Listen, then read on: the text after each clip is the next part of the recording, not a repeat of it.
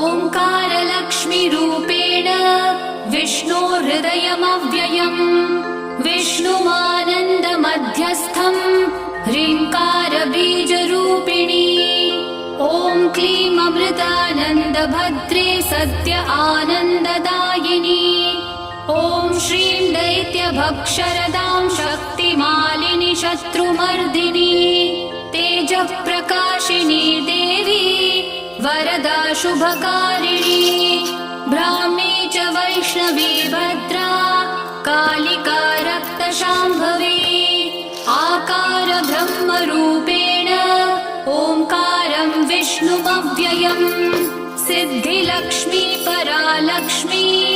लक्ष्म्यलक्ष्मी नमोऽस्तु ते